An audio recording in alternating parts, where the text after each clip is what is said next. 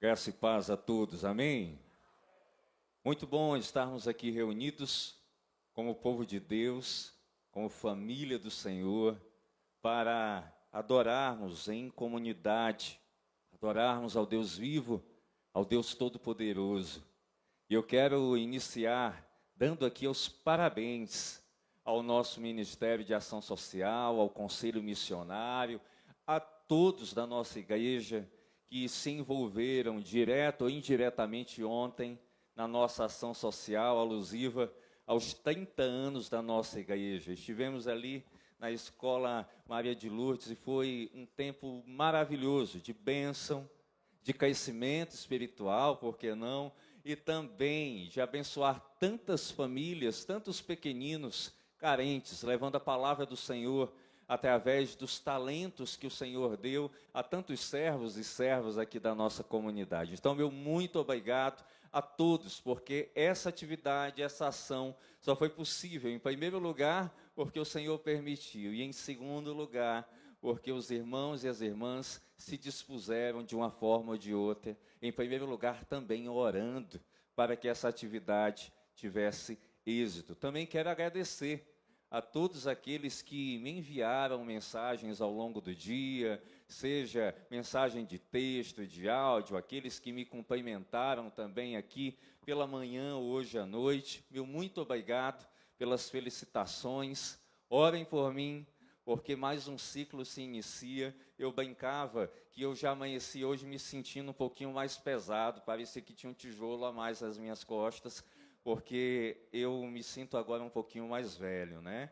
Apesar de que algumas pessoas aqui, eu não vou me iludir, disseram que achavam que eu era mais novo, não vou citar nomes. Mas muito obrigado pelo carinho, muito obrigado pelas orações, por aqueles que têm me sustentado ao longo da minha trajetória aqui na igreja, enquanto pastor, mas principalmente enquanto irmão, enquanto servo do Senhor. Amém?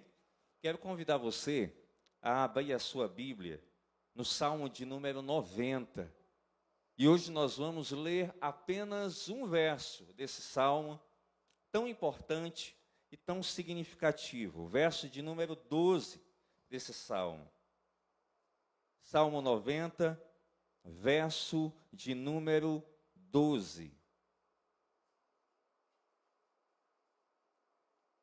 E tradicionalmente, eu leio na NVT, mas hoje, excepcionalmente, eu vou utilizar a NVI para ler esse salmo e você vai perceber o porquê. Salmo 90, verso de número 12. Ensina-nos a contar os nossos dias, para que o nosso coração alcance sabedoria. Amém? Há muito tempo atrás, eu acompanhava na antiga TV Cultura, a qual muitos de vocês talvez tiveram a oportunidade de assistir a algum programa, e lá tinha um determinado programa chamado Provocações. E o autor desse programa, o apresentador, ele fazia a seguinte pergunta ao fim de cada episódio: o que é a vida? E essa pessoa dava uma resposta. Depois ele perguntava de novo: mas o que é a vida? A pessoa dava uma outra resposta e por fim ele perguntava: o que é a vida? Essa pergunta sempre soa como algo difícil para cada um de nós aqui respondermos, porque ela traz uma série de possíveis respostas. Respostas essas que vêm à nossa mente, mas que trazem dúvidas acerca de qual delas pode vir a ser a correta. Quando nós olhamos tanto o Antigo como o Novo Testamento, nós encontramos o significado delas e o que elas retratam, as respostas, aquilo que é a base, aquilo que é o compromisso. E no Antigo Testamento, o sentido da ideia de vida, em primeiro lugar, é a ideia de ter uma existência, mas uma existência espiritual, de ter qualidade de vida, de ter vigor, de ter saúde.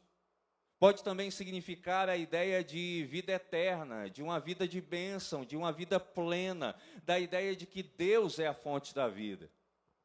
No Novo Testamento, a palavra grega que traz essa explicação é a palavra zoe, que tem a ideia de bios, também de existência, mas também traz o sentido espiritual, também traz a ideia de qualidade de vida plena, a ideia de vida eterna. E quando nós olhamos o Novo Testamento, especialmente nas passagens onde Jesus fala, ele traz principalmente a perspectiva de uma vida em abundância, uma vida de abundância em Deus, uma vida plena naquele que é considerado o eterno. E vida plena para aquele que entende a palavra zoe, é uma vida plena de comunhão com Deus. Não é simplesmente existir, não é simplesmente andar, não é simplesmente viver por viver. E como nós vivemos dias complicados, onde viver uma vida plena, uma vida saudável, tem sido bastante complicado. Mas existe um provérbio popular que cada um de vocês já ouviram, e eu me incluo nisso, onde algumas pessoas chegam para a gente e dizem: meu filho, minha filha, viva o hoje, porque amanhã você pode não estar vivo. E quando nós ouvimos ou lemos essa frase, ela faz sentido em parte, porque ela contém aqui uma meia-verdade. Porque nós precisamos identificar o que seria a ideia de estar vivo para essa pessoa, a ideia de usufruir dessa vida. Nós precisamos saber o que é o amanhã para essa pessoa que está falando, que está dirigindo essa frase, ou para o autor que escreveu, para que nós viéssemos a ler. Os nossos dias estão sendo marcados diariamente por uma vida líquida, por uma vida que se esvai. Uma vida que cada vez mais tem menos valor, cada vez mais parece voltada para uma cultura hedonista. E o que é o hedonismo? É uma cultura de prazer momentâneo, de prazer instantâneo, onde valores, onde princípios têm sido abandonados, têm sido colocados de lado. Adolescentes, jovens, adultos têm tido as suas vidas abreviadas por escolhas erradas, por escolhas equivocadas. Mas para isso, nós temos uma resposta. Nós temos uma sociedade, um povo, onde Deus não é o centro e que não sabe o real significado da vida. E quando eu falo de vida aqui, eu estou falando de vida na ótica de Deus, na ótica do Senhor. E esse é um dos salmos mais antigos, se não o salmo mais antigo, porque o livro de Salmos ele é dividido em 4. E eu estou aqui na ideia do 4º livro. É um dos salmos mais belos, mais profundos e que trazem uma reflexão profunda. Ele é atribuído a Moisés, ele tem uma linguagem que às vezes parece ser um pouco até poética, solene, e ele fala da eternidade, mas ele também fala da brevidade da vida humana. E quando nós olhamos para esse verso de número 12, que é o verso central de todo esse capítulo, nós olhamos para Moisés e ele está dizendo algo que nós já precisamos guardar aqui no nosso coração essa noite. Ele está dizendo para a gente que sabedoria não é conhecimento teórico apenas, mas sabedoria é aplicar a palavra de Deus às circunstâncias e ao nosso dia a dia, às decisões que temos que tomar. E ele aqui, durante os seus anos de vida, ele tem 2 atitudes. Ele primeiro ora por si, mas ele também entende a necessidade de orar pelo povo que ele lidera. E ele ora, e ele busca diante de Deus que o Senhor, através da sua palavra, mova o coração de cada pessoa para o centro da vontade do Senhor, para o lugar certo. Por isso, que hoje eu quero te convidar a você caminhar comigo ao longo aqui dessa jornada e descubra aí as lições mais profundas que esse verso, que esse salmo tem para a nossa vida. E uma das coisas que você já vivenciou na sua história é que você já frequentou uma escola. Você já frequentou uma universidade. E na escola nós adquirimos, absorvemos conhecimento teórico. Nós aprendemos também a ser espertos nas relações que temos ali. Aprendemos a calcular riscos, a investir para receber mais e também aprendemos a cuidar de nós mesmos. Mas não é bem isso que o Salmo de número 90, verso 12, recomenda para a gente. Essa peça, que pode ser dita como poética, ela traz algumas lições que vão adiante, que vão de forma mais profunda, tratar o nosso coração. E a ideia é de que muitas das vezes nós somos mal instruídos, nós somos mal orientados.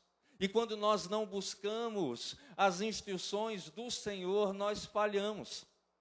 Uma vez que o profeta foi inspirado por Deus e traz esse tipo de palavra, nós podemos entender que nós não encontramos as instruções do Senhor, a palavra dele, ofertada nas escolas ou nas universidades, mas nós só encontramos na Escritura Sagrada, na palavra de Deus revelada a nós. Isaías, como Jesus, repetiram de certa forma a mesma coisa. Em Isaías capítulo 54, verso 13, ele disse: ensinarei seus filhos e eles terão grande paz. Jesus, em João capítulo 6, verso 45, disse: como dizem as Escrituras, todos eles serão ensinados por Deus, porque todo aquele que ouve o Pai e aprende dele, vem a mim. A oração de Moisés, ela está articulando nesse salmo uma ideia clara e um pedido a Deus. Senhor, me ensina a contar os meus dias. O tempo não para, já dizia um poeta. O tempo ele não espera pela nossa realidade, pelos nossos dilemas, ele literalmente passa. E hoje, diante da data, diante de mais um ciclo que se inicia, eu olho para trás e vejo como o tempo passou para mim. Como o tempo passou para nós como igreja. E você pode agora, na sua mente, ver como o tempo passou. Há um tempo atrás, você estava correndo pela rua, brincando sem nenhuma preocupação. Há um tempo atrás, você estava se preocupando, porque no outro dia, você estaria assistindo televisão e os seus desenhos melhores, ali sem nenhum problema, esperando o cafezinho na mesa, esperando tudo do melhor. Mas hoje, cada um de nós sabe que as responsabilidades chegaram, que as coisas mudaram. O nosso corpo, que antes era meio que de ferro, imbatível, que resistia a tudo, parece que as peças aqui do nosso corpo, as juntas, não estão mais tão seguras, meio que precisa de um exercíciozinho, precisa de um remédiozinho à noite, para ver se as coisas se encaixam. O tempo passa, o tempo não para. Alguns se preocupam com o envelhecimento, mas só se preocupam depois que toda uma vida já passou. E é bom lembrar que Salomão escreveu um livro chamado Livro de Eclesiastes. E no seu capítulo 12, verso 1, ele deixou registrado algo que sempre me chama a atenção. Não se esqueça do seu Criador nos dias da sua juventude. Honre-o enquanto você é jovem, antes que venham os tempos difíceis e cheguem os anos em que você dirá: não tenho mais prazer em viver. Os dias desperdiçados são justamente os que não trouxeram nenhuma lição sábia aos nossos corações. Mesmo que a maioria dos homens despreze a instrução que vem do alto, a instrução que vem do Senhor, aquele que é considerado um servo e uma serva fiel, pode insistentemente dizer que o ensino do Senhor, ele tem uma importância eterna, que ele tem uma realidade prática para a eternidade. A educação secular, ela valoriza a informação, ela valoriza a inteligência, ela valoriza quem sabe resolver os problemas e alguém que é eficiente, que é multifuncional. É alguém que vai ter sempre vantagem dentro do mercado de trabalho. As escolas, principalmente de ordem particular, elas buscam ter na sua rede de ensino, nas suas salas de aula, aqueles que são considerados os melhores alunos. As universidades de elite também da mesma forma, formando nas mais variadas profissões, entendendo e formando pelotões de elite. Pessoas que têm um QI super avançado, pessoas que vão servir para fazer a diferença numa sociedade. Os benefícios parecem ser muito vantajosos. Os pais, os alunos, os gestores olham e dizem: você vai ser um homem e uma mulher bem-sucedida, principalmente em um mundo globalizado, onde falar só o português não adianta mais. Você tem que falar inglês, que é a língua do mundo, é uma língua universal. Quanto mais outros idiomas. E nesse mundo, ele não promove todos os jogadores que estão no campo. Ele promove apenas alguns jogadores dos quais já estão pré-selecionados e escolhidos. O nosso mundo não é justo. Tem pessoas nesse exato momento que não têm o que comer em casa, que não têm aquilo para se alimentar no amanhã.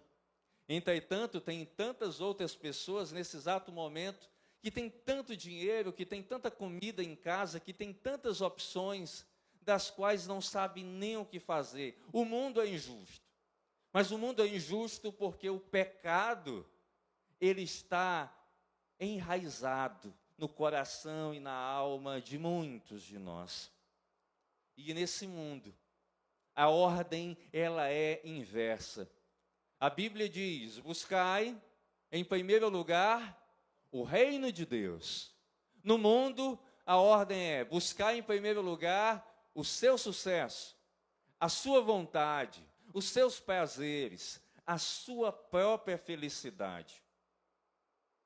E as pessoas estão a cada dia mais correndo, lutando, indo de canto a canto em busca de serem bem-sucedidos. E buscar sucesso profissional, sempre digo isso, não é pecado.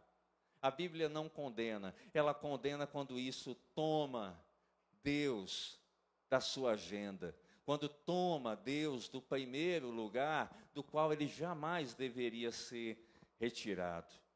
E quando nós olhamos para esse texto do Salmo 90, nós olhamos para um Moisés que está clamando por ele e para um povo, para que o coração dele não seja injusto, para que o povo dele não seja injusto, e para que o coração do povo como o dele não se distancie da vontade de Deus, que é uma vontade eterna. E é uma oração difícil de se fazer. É uma oração complicada, porque ela implica em dar o controle da nossa vida a Deus. E num primeiro lugar, nós devemos entender o seguinte na nossa jornada: somente Deus conhece quantos dias restam da nossa vida. A certeza da morte, os antigos também diziam, ela é inegável. Você vai nascer, você vai crescer, mas um dia, cada um de nós sabe que há um destino no plano terreno, que é a morte. Igualmente certo é o fato de que ninguém sabe em que dia a morte irá se apresentar a gente, ou aos nossos que são queridos e amados. Mas a Bíblia destaca que Deus, ele se coloca como um professor para a gente. Nós olhamos agora as escolas com o seu ensino secularizado e com os seus valores, mas Deus é um professor de ordem suprema. Deus, ele tem um atributo ao qual ele não compartilha com ninguém, que é a onisciência. Deus sabe todas as coisas, passado, presente e futuro, em um só momento, em um só instante. Ele conjuga, ele combina todas essas coisas no mesmo lugar. Mas Deus, ele diz que a carga horária da escola, da universidade, ela não é a carga horária que ele coloca para a gente. Porque existe uma carga horária na escola da vida, da qual ele é o Senhor. E Deus é aquele que vai assinar, aprovando o teu diploma para a eternidade.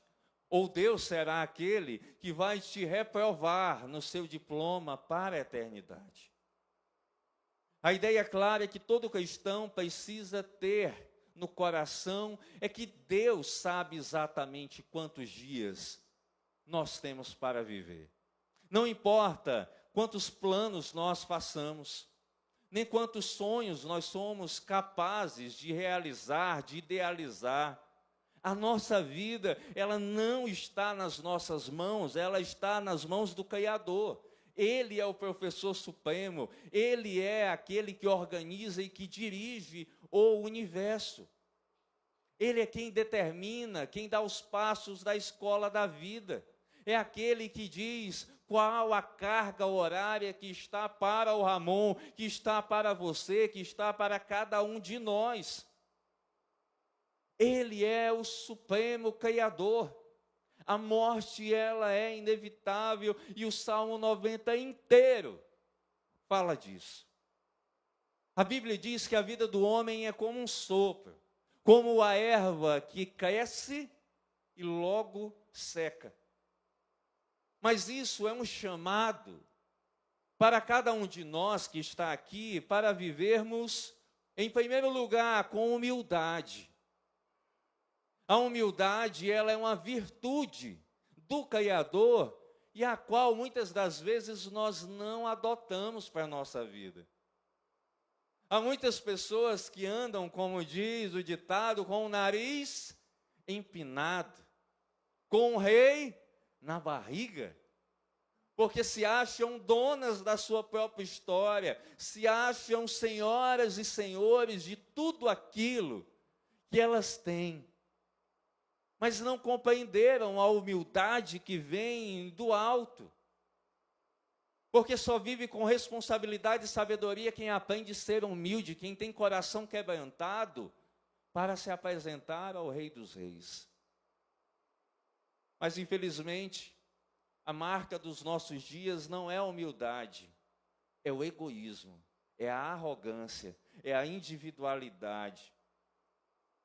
Ah, se nós soubéssemos que ninguém sabe quando a morte virá, se é daqui a 1 minuto, se é daqui a 30 segundos, se é daqui a meia hora, se é daqui a 1 hora. Pastor, para de falar de morte que eu já estou me sentindo no velório. Mas ela é inevitável e o texto traz isso para a gente. E quando nós olhamos tudo isso, o texto diz que Jesus mesmo ensinou que nem mesmo o filho sabe o dia ou a hora que ele virá. Quanto mais nós saberíamos a nossa hora. Mas a sociedade, ela tem, e nós temos também um comportamento de irmos empurrando com a barriga. E Deus está falando com a gente. Se arrependa, mude de vida. É hora de olhar para frente. É hora de usufruir de um crescimento espiritual. É hora de abandonar a tua vontade para buscar a vontade plena, perfeita de Deus. Porque não é você que vai assinar o teu próprio diploma. Não é o gestor humano que vai assinar esse diploma que te aponta para a eternidade, mas é o próprio Senhor. Ele é quem carimba, Ele é quem assina. Ele é quem decide quando a minha, a sua, quando as nossas histórias, elas são encerradas aqui nessa terra. Essa responsabilidade, ela é soberana de Deus. Ele não partilha, Ele não divide com absolutamente ninguém. Porque Ele deseja, Ele clama que você coloque a sua confiança nele. Que você mova o teu coração para a vontade dele. Mas como a gente é falho em confiar em Deus. Como a gente é às vezes mesquinho, como a gente às vezes é arrogante. De não olhar de que Deus está dizendo, confia em mim a tua vida. Confia para mim os teus planos. Confia para mim a tua história. Mas muitas das vezes nós parecemos que não queremos levar a vida a sério. É aquele aluno que fica no fundão da sala. Não que todo aluno que fique no fundão seja um mau aluno, mas na minha época quem sentava no fundo, os professores que aqui estão, sabem que era considerado um aluno que não era muito comprometido. E o aluno que senta no fundo, o aluno que não tem comprometimento, ele diz, eu não tenho que prestar contas de nada. O professor envia tarefa para casa, ele não faz. É dia da prova, a professora ou o professor pergunta, você estudou? Ele diz, eu nem me lembrava. Ele é um estilo Zeca Pagodinho da vida. Deixa a vida me levar, vida leva eu. Ele empurra com a barriga, ele espera passar igual uma cobra, rastejando para chegar no 7. Hoje eu acho que é até 6 a nota de corte, de aprovação. Mas é aquele aluno que fica ali dizendo, se eu conseguir o 7zinho, opa, eu entro. Mas você sabia que no reino de Deus não tem esse tipo de nota? No reino de Deus não tem 6, não tem 7. O negócio é em plena, em alta excelência. E Deus, Ele é o gestor, Ele é o professor, que Ele vai chegar para a gente. E Ele vai exigir de cada um de nós prestação de contas daquilo que nós fizemos ao longo da nossa história. Mas existe um detalhe. Os melhores alunos, eles pedem ajuda de Deus para evitar o desperdício de tempo. Dias não contados referem-se a dias não aproveitados. Horas em que nada se fez. Horas em que em nada você aprendeu algo de valor. Horas em que você está gastando tempo da sua vida com coisas que não gerarão edificação para a tua história. Quando nós observamos tudo isso, o homem, ele avalia cada minuto, cada segundo, cada hora do seu dia como algo valioso. Eu tenho 1 hora do meu dia. Eu vou gastar com o quê? Eu vou gastar no celular? Mas se eu gastar no celular, é algo que Deus vai ser glorificado.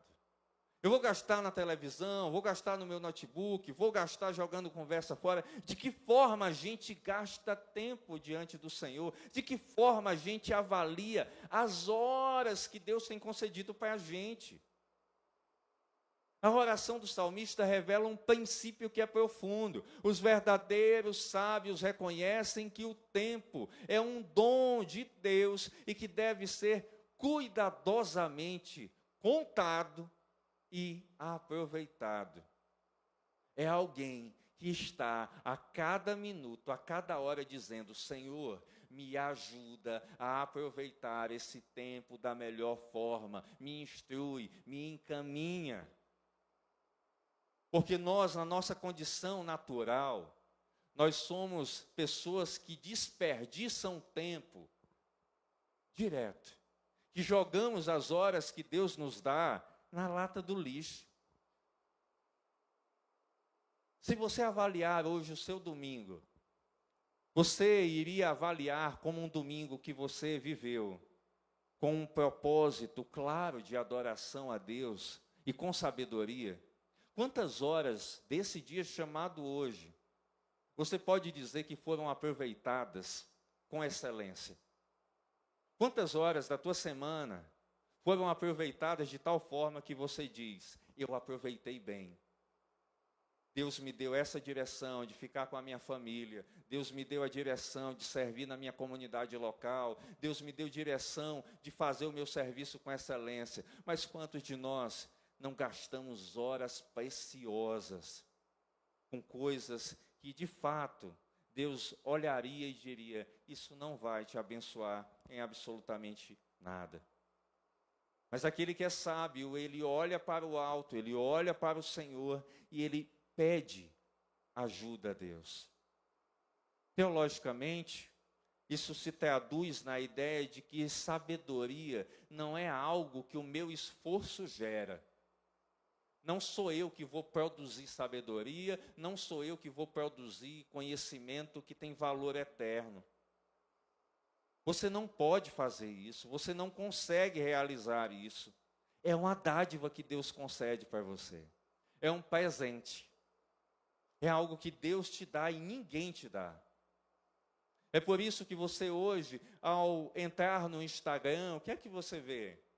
Inúmeros coachings, dizendo como aproveitar a vida, como viver a vida bem, como ter sucesso, como gerar riqueza, como construir riqueza. E você olha ali e tem uma série de princípios até interessantes, mas nenhum desses princípios são eternos. A tua carteira de investimentos, ela não vai te salvar. O investimento nos fundos imobiliários também não. Mas Deus está pedindo para que você olhe e diga: a quem você pede instrução? Quantos e quantos cursos nós não fazemos para sermos melhores gestores?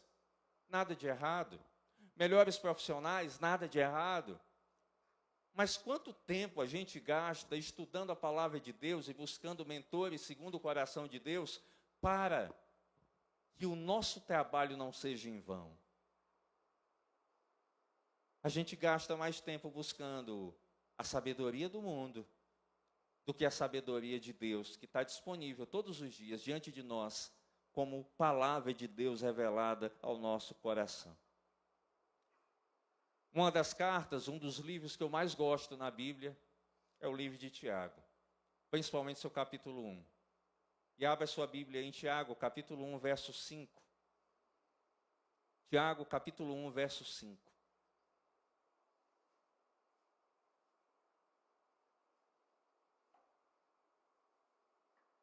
Esse texto, Tiago diz o seguinte: se algum de vocês precisar de sabedoria, peça a nosso Deus generoso e receberá. Ele não os repreenderá por pedirem. Escute algo. Sabedoria não se limita a conhecimento intelectual, mas se manifesta na capacidade de viver à luz da eternidade e à luz do plano de Deus. Se você precisa de sabedoria, não bate na porta dos céus, do próprio Senhor, buscando ao Deus que é generoso, achando que não vai receber, você está lendo outra Bíblia. Porque Deus não te repreende por buscar sabedoria. Deus te repreende por viver em pecado. Deus te repreende por insensatez. Deus te repreende por não fazer as coisas da forma que o agrada. Enquanto, na verdade, Deus está dizendo: busque em mim, procure em mim sabedoria. E no hebraico essa ideia é bastante clara, Porque a sabedoria em Deus não é contar a nossa vida numericamente. Ah, eu vivi tantos dias, eu vivi tantos anos. Mas a ideia hebraica, a ideia do povo judeu, era a ideia de todos os dias a gente parar e dizer: eu tenho consciência de que eu não sou eterno. Eu tenho consciência de que esse corpo que aqui está, um dia, ele vai desfalecer, ele vai acabar. E ele só irá continuar se de fato Deus for aquele que rege a minha vida. É por isso que cada momento é precioso, porque em cada momento Deus quer que a gente avalie a nossa vida. Deus quer que a gente leve a sério que hoje pode ser o nosso último dia. Que hoje pode ser o nosso último momento diante do Senhor, dos irmãos, dos nossos familiares, dos nossos amigos, das nossas amigas.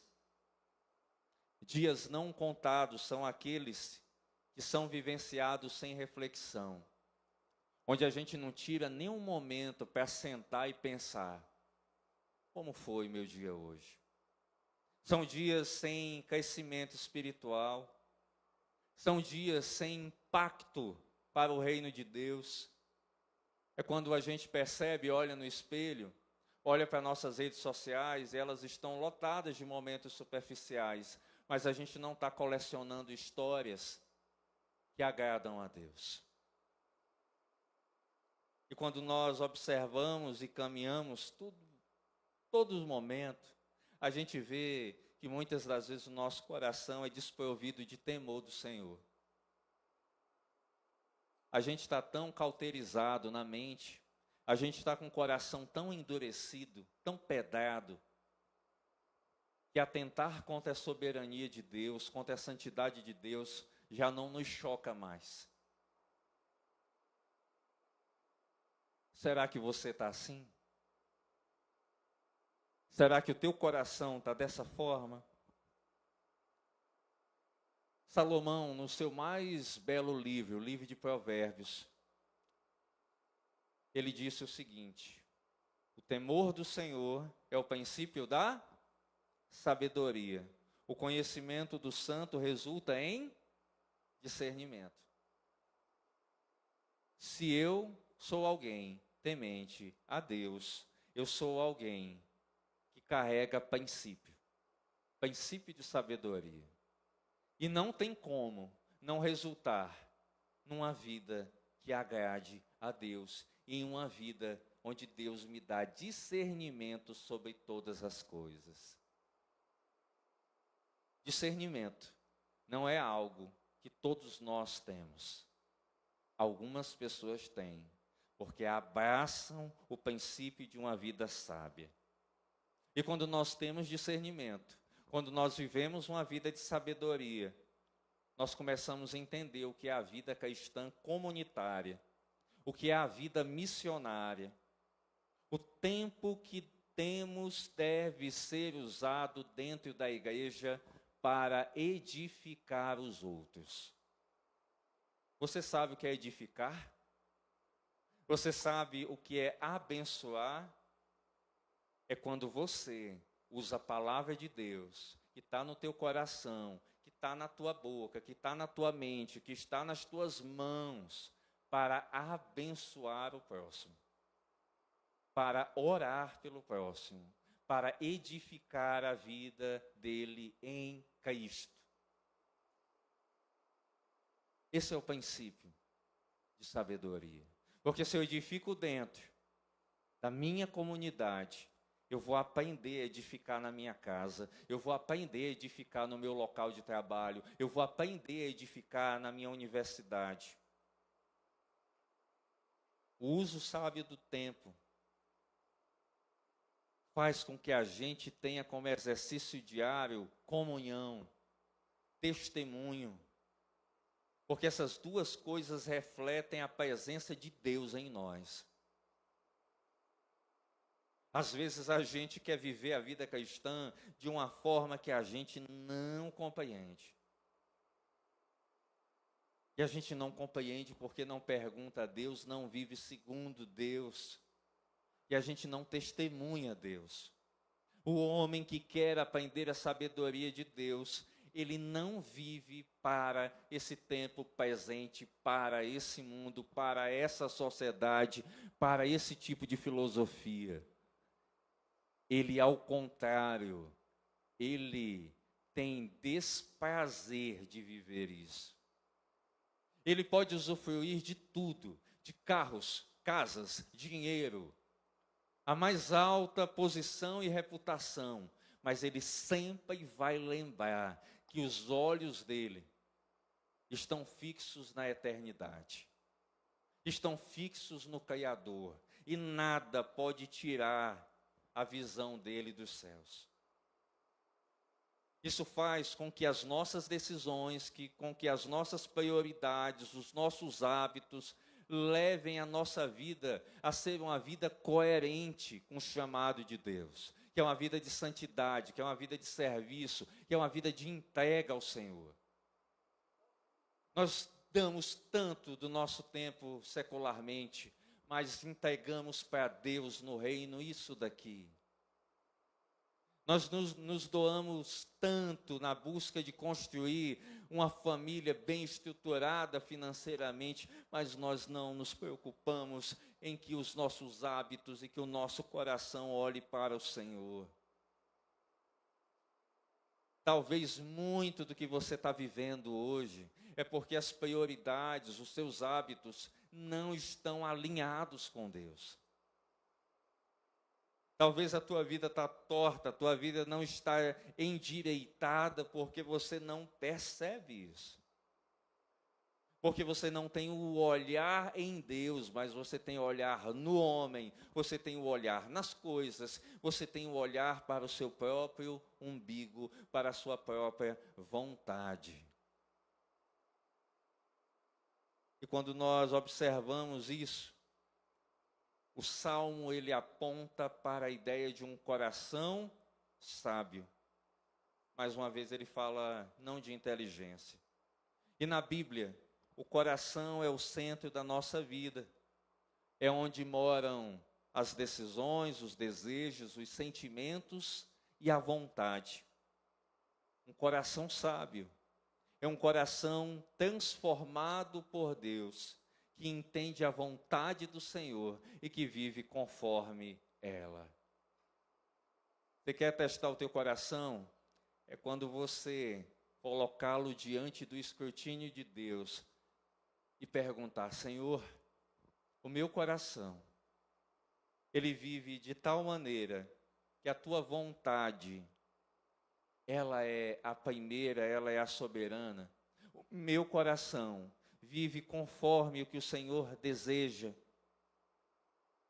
O apóstolo Paulo, na carta aos Colossenses, ele ora para que eles sejam cheios do pleno conhecimento da vontade de Deus, para que eles tenham sabedoria e entendimento espiritual.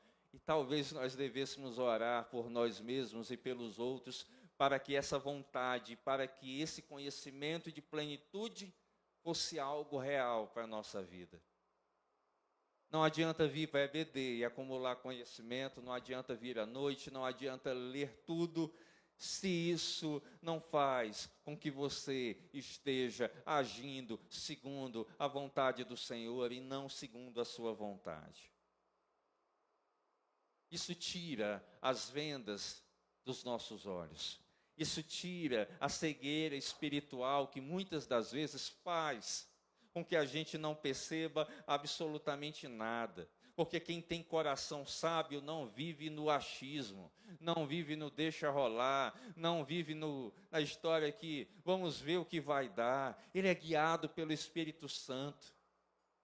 Ele é guiado pelo Deus que conhece todas as coisas. Ele é guiado pelo Deus que nos mostra o caminho certo.